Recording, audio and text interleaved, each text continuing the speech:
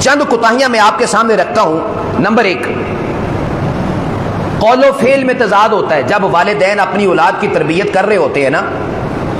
والدین جو کہتے ہیں اس پر خود عمل نہیں کر رہے ہوتے۔ یعنی اگر والد یا والدہ اپنی اولاد کو نماز کا حکم دیتی ہے، نماز با جماعت پڑھنے کا درس دیتی ہے، مسجد میں جانے کا کہتی ہے، یا والد جو ہے وہ مسجد میں با جماعت نماز پڑھنے کا اسے کہتا ہے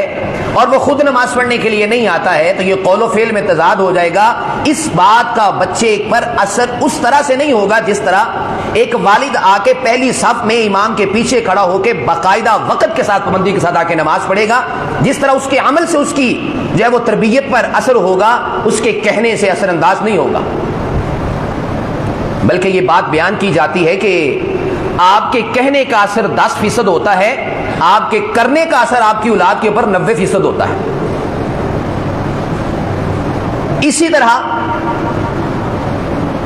والد اپنے بچوں کو جو ہے وہ تمباکو نوشی سے منع کرے اور خود وہ سگریٹ پیے،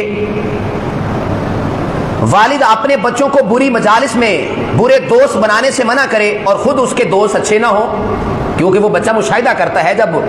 ہمارا والد اپنے دوستوں کے ساتھ بیٹھتا ہے تو وہ کس طرح کی باتیں کرتا ہے، یا ہماری بیٹھک میں جو ہے وہ ڈرائنگ روم میں اگر جو ہے وہ میرے ابو کے دوست آتے ہیں تو وہ باتیں کس طرح کر رہے ہوتے ہیں۔ اپنی اولاد کو گالی گلوچ سے منع کرے لیکن خود گالی گلوچ، ہر بات میں گالی گلوچ دے، برا بلا کہے۔ اپنی اولاد کو غیبت اور چغلی سے روکے لیکن خود غیبت اور چغلی کرتا رہے۔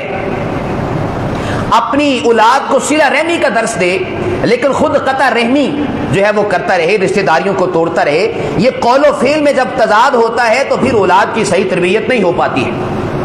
یہ پہلی کوتاہی ہے۔ دوسری کوتاہی یہ ہے،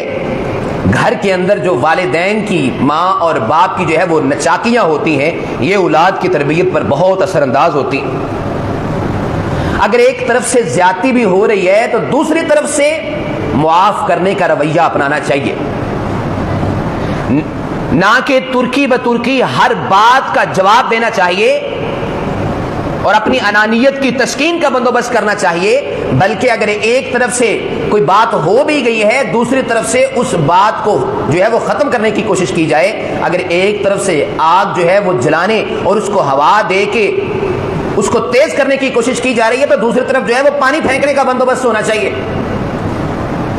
والدین کی گھر کے اندر نچاقیاں اولاد کے سامنے بالخصوص یہ اولاد کی تربیت پر بہت اثر انداز ہوتی ہیں، اولاد اس سے بہت جو ہے وہ متاثر ہوتی ہے۔ تیسری بات، تیسری کوتاہی جو کہ والدین کی طرف سے ہوتی ہے، والدین خود ہی اپنی اولاد کے لیے آلات موسیقی ان کو مہیا کر دیتے ہیں،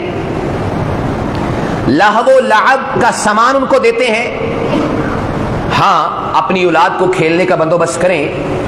جس سے ان کی جو ہے وہ فزیکلی تربیت ہو، جسمانی طور پر مضبوط ہو، اس طرح کی ان کی کھیل کا بندوبست ضرور کریں، ان کو چیزیں بھی لا کر دیں، لیکن ایسی چیزیں ان کو پکڑانا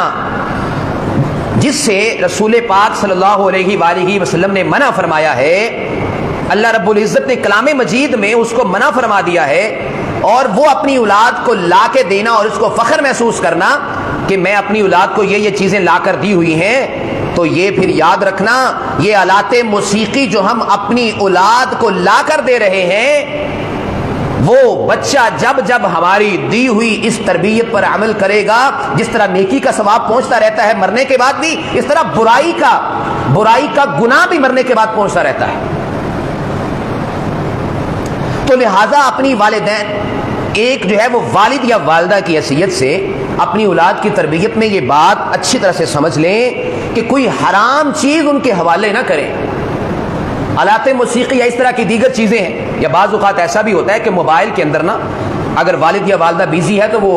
موبائل کے اندر جو ہے وہ کوئی گانا لگا کر یا اس طرح جو ہے وہ کوئی ایسی ویڈیو جو کہ فضول ہوتی ہے، ذو معنی الفاظ پہ مبنی ہوتی ہے،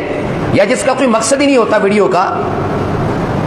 وہ ہم اس بچے کے ہاتھ میں دے دیتے ہیں کہ وہ اس کے اندر بیزی ہو جائے تاکہ ہم اپنا کام کرتے رہیں۔ ہاں، اولاد کو دیا جا سکتا ہے موبائل میں، آپ اسے اچھے کارٹون لگا کے دیں جس میں اس کے لیے سبق موجود ہے،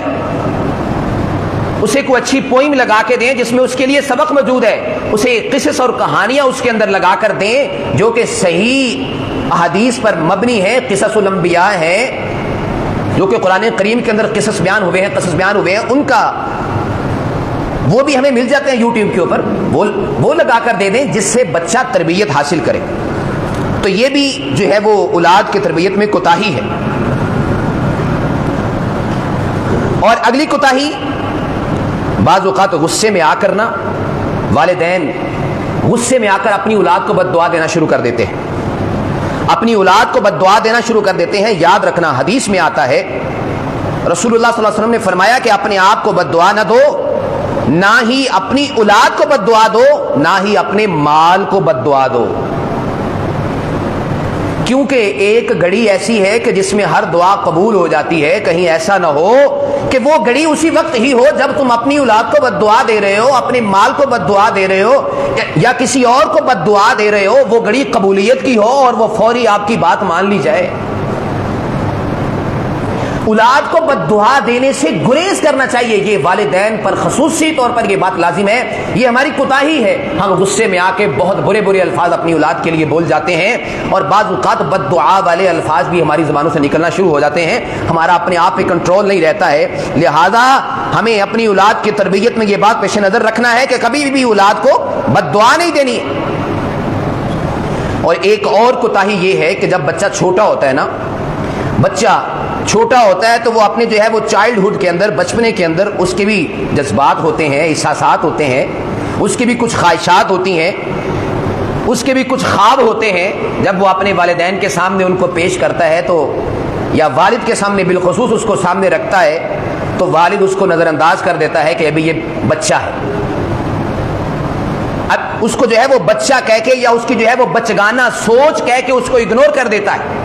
اور اس کو سراسر نظر انداز کر دیتا ہے. اب میں یہ نہیں کہتا کہ بچہ جو بھی ہم سے بات کر رہا ہے ہم اس کو پورا کریں، اس کا مطلب ہرگز یہ نہیں ہے. مطلب یہ ہے کہ ہم بالکل